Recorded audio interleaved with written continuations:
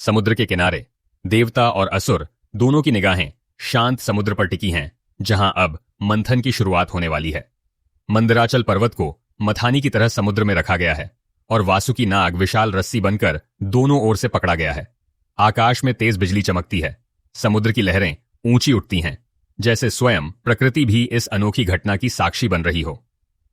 समुद्र मंथन के दौरान एक के बाद एक अद्भुत रत्न प्रकट होते हैं। लक्ष्मी, कामधेनु, ऐरावत और अन्य दिव्य वस्तुएं। देवता और असुर उनकी ओर लपकते हैं। उनकी आंखों में लालच और आश्चर्य है। वातावरण में दिव्यता और सौंदर्य का अद्भुत मिश्रण फैल जाता है। किनारे पर बैठे ब्रह्मा और विष्णु स्थिति पर ध्यानपूर्वक नजर रख रहे हैं। लेकिन अचानक समुद्र से एक भयंकर हलाहल विष प्रकट होता है। उसका धुआं और गर्मी चारों ओर फैलने लगती है। हर जीव विचलित हो उठता है। देवता और असुर दोनों भयभीत हैं। उनकी आंखों में डर और आशंका है। वातावरण का रंग गहरा और भयावह हो जाता है, जैसे सृष्टि क्षण भर में समाप्त होने को हो। संकट के समय सभी देवता और असुर ब्रह्मा और विष्णु के साथ मिलकर भगवान शिव की शरण में जाते हैं। कैलाश पर्वत पर ध्यानमग्न शिव की छवि अत्यंत शांत और दिव्य है। देवता हाथ जोड़कर, हे महादेव, कृपया सृष्टि की रक्षा करें, संकट को टाल दें, कहकर प्रार्थना करते हैं।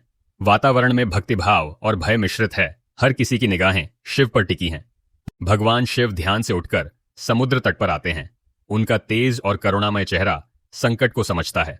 वे अपनी हथेली में हलाहल विष को संग्रहित करते हैं। विष की तीव्रता से वातावरण कंपित हो उठता है। सृष्टि की रक्षा के लिए मैं यह विष ग्रहण करता हूं, परंतु चिंता मत करो, यह मेरे कंठ में ही रहेगा, शिव कहते हैं। विष की गर्मी से उनका कंठ नीला पड़ जाता है और वे नीलकंठ कहलाते हैं।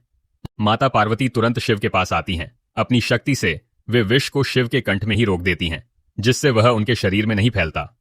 शिव ब्रह्मा, विष्णु, देवताओं और असुरों को दर्शन देते हैं और यह नीलकंठेश्वर लिंग सृष्टि की रक्षा और मेरी करुणा का प्रतीक रहेगा, कहते हैं।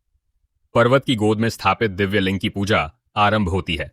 वातावरण में शांति और आस्था का भाव फैल जाता है। समय के साथ नीलकंठेश्वर लिंग एक पवित्र तीर्थ बन जाता है। श्रद्धालु वहां भगवान शिव के इस रूप की पूजा करने आते हैं। उनकी दया और शक्ति को याद करते हैं। यह कथा सिखाती है कि शिव सृष्टि की रक्षा के लिए अपनी शक्ति और करुणा का उपयोग करते हैं।